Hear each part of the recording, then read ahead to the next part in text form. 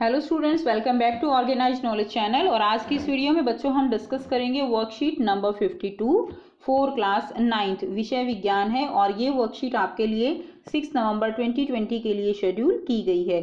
आज की वर्कशीट में बेटा हमारा टॉपिक जो है वो है संयोजी उत्तक और चैप्टर हमारा कंटिन्यू है उत्तक। लास्ट वर्कशीट में हमने पेशीय उत्तक के बारे में पढ़ा था। आज हम जानेंगे संयोजी उत्तक क्या होते हैं।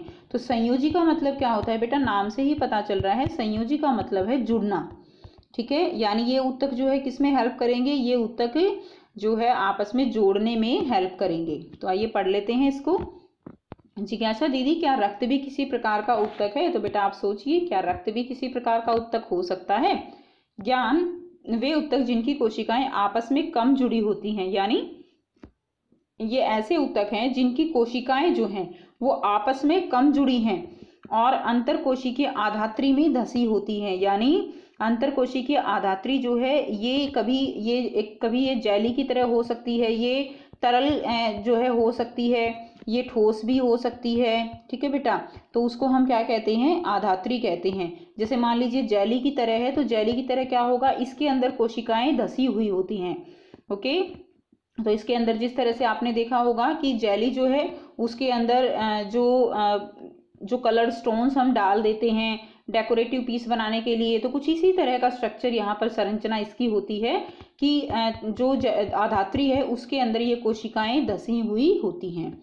अब इसमें नेक्स्ट हम करेंगे, तो रक्त भी जो है वो यानी अंतरकोशिकीय आधात्री में धसी होती है, तो उनको हम क्या कहते हैं, वो संयोजी उत्तक कहलाते हैं। रक्त भी एक प्रकार का संयोजी उत्तक है। संयोजी उत्तक के दो भाग होते हैं। दो भाग कौन से, एक तो कोशिका और दूसरा अंतरकोशिकीय आधात्री। आधात्री वो कभी जेली की तरह होती है, तो कभी तरल या सघन या कठोर हो सकती है। आधात्री की प्रकृति विशिष्ट संयोजी उत्तक के कार्य के अनुसार होती है। यानी जो आधात्री है उसकी प्रकृति कैसी होगी, ये उस उत्तक के कार्य के अनुसार जो है होता है। अब हम करेंगे विभिन्न प्रकार के संयोजी उत्तक। देखिए सबसे फर्स्ट उत्तक क्या है, हमारा रक्त है। तो हम इनको पढ़ लेते हैं। देखिए रक्त है अस्थि, उपास्थि, स्नायु, कंडरा, एरियोलर, वसा में। तो ये सारे क्या हैं, ये सारे संयोजी उत्तक हैं। नेक्स्ट हम करेंगे रक्त के बारे में। सबसे पहले हम रक्त के बारे में पढ़ते हैं। जानते सभी बच्चे हैं रक्त होता क्या है। इसके तरल आधात्री भाग को हम क्या कहते हैं, प्लाज्मा। यानी जो इसका तरल भाग है वो क्या है, वो जो है तरल भाग उसको हम क्या कहते हैं, उसको हम कहेंगे प्लाज्मा। क्या कहेंगे बच्चों, प्लाज्मा, ठीक है। उसके बाद देखिए इसमें 3 प्रकार की कोशिकाएं, वो कोशिकाएं जो है इसमें 3 प्रकार की कोशिकाएं होती हैं। 3 प्रकार की कोशिकाएं आरबीसी, कौन सी हो गई, एक आरबीसी रेड ब्लड कॉर्पुसल्स, लाल रक्त कणिकाएं, दूसरा सफेद रक्त कणिकाएं, और तीसरा होता है प्लेटलेट्स। ओके, तीसरा कौन सा है, प्लेटलेट्स। ओके, तो अब देखिए इसमें आरबीसी, डब्ल्यूबीसी और प्लेटलेट्स ऐसे जो है ये कोशिकाएं इसके अंदर धसी हुई होती हैं। ये स्वतंत्र रूप से निलंबित होती हैं और यह शरीर के विभिन्न पदार्थ जैसे ऑक्सीजन है, कार्बन डाइऑक्साइड है, हार्मोन्स, अपशिष्ट यानी जो पदार्थ हमें उत्सर्जित करने हैं, बाहर निकालने हैं, पचा हुआ भोजन, ये सब एक भाग से दूसरे भाग में संवहन करता है। तो वो कौन संवहन करता है, वो रक्त जो है वो संवहन करता है। यानी ये क्या है, ये इसके कार्य हैं। रक्त हमारे शरीर में ऑक्सीजन जो हम सांस लेते हैं फेफड़ों से हर एक बॉडी के हर एक भाग तक वो रक्त पहुंचाता है। कार्बन डाइऑक्साइड रक्त लेकर आता है, पचा हुआ भोजन पहुंचाता है। तो ये इसके क्या होंगे, कार्य हो जाएंगे। नेक्स्ट देखिए अस्थि आप सभी बच्चे जानते हैं अस्थि किसको बोलते हैं, हड्डियों को। तो यह मजबूत और कठोर उत्तक है। अब हड्डियां जो है वो क्या करती हैं, वो जोड़ने का काम करती हैं। तो यह मजबूत और कठोर उत्तक है। इसकी आधात्री कैल्शियम और फास्फोरस की वजह से कठोर हो जाती है, ठीक है, जिसमें इसकी कोशिकाएं क्या होती हैं, धसी होती हैं।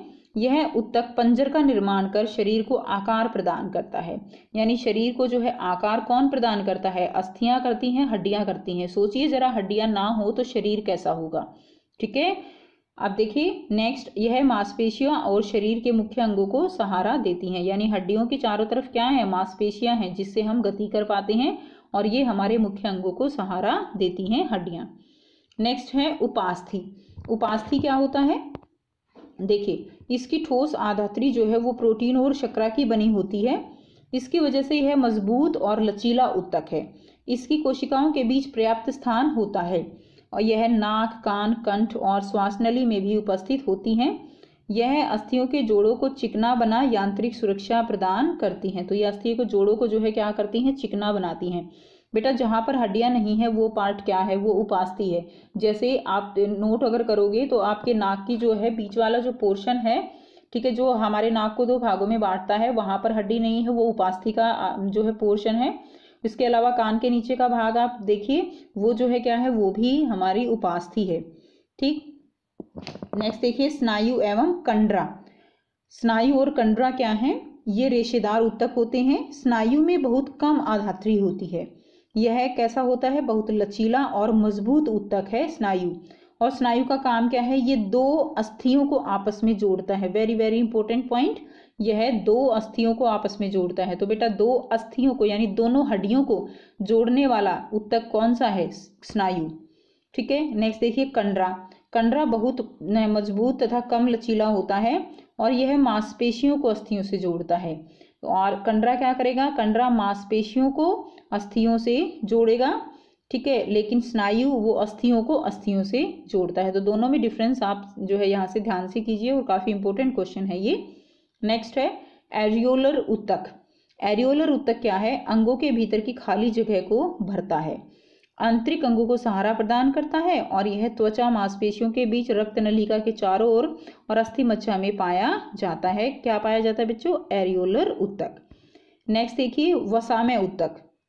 वसामय ऊतक क्या है, यह शरीर में वसा का संग्रह करता है। यानी हमारे शरीर में जो वसा है, वसा क्यों होती है, ऊर्जा देने के लिए उसका संग्रह किया जाता है। जब हम खाना नहीं खाते हैं तो यही वसा जो है, इसका प्रयोग हम करते हैं अपने दिनचर्या के कार्य करने के लिए। तो शरीर में वसा का संग्रह कौन करता है, शरीर में वसा का संग्रह वसामय ऊतक करते हैं। इसकी कोशिकाएं वसा की गोलिकाओं से भरी होती हैं। ठीक है, इसकी जो कोशिकाएं होती हैं वो वसा की गोलिकाओं से भरी होती हैं। यह त्वचा के नीचे आंतरिक अंगों में पाया जाता है, जो उष्मीय कुचालक के रूप में भी कार्य करता है। यानी अगर हमारे शरीर में जो वसा है उसका ज़्यादा जमाव होता है तो ये जो है एक तरह से ऊष्मा का कुचालक का भी कार्य करता है।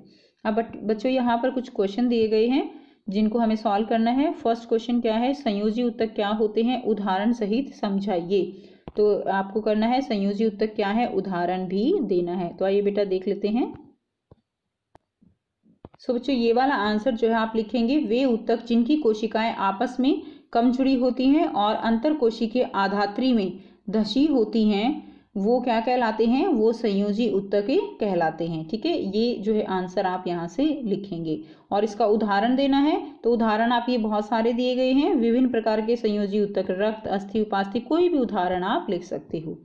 नेक्स्ट क्वेश्चन हम करेंगे सेकेंड, स्नायु एवं कंडरा के क्या कार्य हैं। मैंने अभी आपको बताया स्नायु और कंडरा दोनों बहुत ही इंपॉर्टेंट हैं। तो स्नायु जो है आप लिखेंगे पहले ऐसे ही, स्नायु लिख के यह दो अस्थियों को आपस में जोड़ता है, बस इतना लिख लीजिए, यह दो अस्थियों को आपस में जोड़ता है। उसके बाद कंडरा लिख के आप लिख लीजिए, यह मांसपेशियों को अस्थियों से जोड़ता है। ठीक है, कंडरा मांसपेशियों को अस्थियों से जोड़ता है, स्नायु दो अस्थियों को आपस में जोड़ता है। तो ये आपको बेटा दोनों पॉइंट लिख देने हैं। ये आपका क्वेश्चन नंबर 2 का आंसर हो जाएगा। नेक्स्ट देखिए, एरियोलर ऊतक और उपास्थि कहाँ पाया जाता है। तो एरियोलर ऊतक कहाँ पाया जाता है, यहाँ से लिखेंगे, यह त्वचा और मांसपेशियों के बीच रक्त नलिका के चारों ओर और अस्थि मज्जा में पाया जाता है। फिर आपसे पूछ रहा है उपास्थि। ठीक है, तो एरियोलर ऊतक यहाँ से लिखने के बाद आप उपास्थि लिख लीजिए। यह अस्थियों के जो है यह नाक, कान, कंठ, श्वास नली में उपस्थित होता है। यह अस्थियों के जोड़ों को चिकना बना यांत्रिक सुरक्षा प्रदान करता है। ठीक है, अब आपसे ये जो है कहाँ पाया जाता है, तो यहाँ तक लिख लीजिएगा, यह नाक, कान, कंठ, श्वास नली में भी उपस्थित होता है। तो यहाँ से यहाँ तक बेटा आप इसको लिख लीजिए। नेक्स्ट क्वेश्चन देखिए, एक तरल आधात्री वाले संयोजी ऊतक का नाम तथा उसके कार्य लिखें। तो तरल आधात्री वाले का नाम लिखना है। तो नाम क्या है, तरल आधात्री वाले ऊतक का नाम है रक्त। तो आप लिख दीजिएगा रक्त और उसके बाद लिखना है आपको उसके कार्य। तो नाम तो हो गया रक्त, अब कार्य यहाँ से लिख लीजिए, यह शरीर में विभिन्न पदार्थों जैसे अपशिष्ट भोजन है, पचा भोजन है, उसको एक भाग से दूसरे भाग में संवहन करता है। तो यहाँ से यहाँ तक इसका आंसर लिख लीजिए बेटा, पहले रक्त लिख लीजिए फिर उसके बाद ये कार्य लिख लीजिए। ये आपका क्वेश्चन नंबर 4 का आंसर हो जाएगा। तो ये थी बच्चों आपकी आज की वर्कशीट। आई होप इट आपको वर्कशीट क्लियर है। कोई भी प्रॉब्लम है आप कमेंट करके पूछ सकते हो। वीडियो अच्छी लगी तो लाइक शेयर जरूर कर दीजिए, चैनल को सब्सक्राइब कर लीजिए एंड बेल आइकन भी प्रेस कर लीजिए ताकि आपको आने वाली हर वीडियो की नोटिफिकेशन मिलती रहे। Thanks for watching, have a nice day.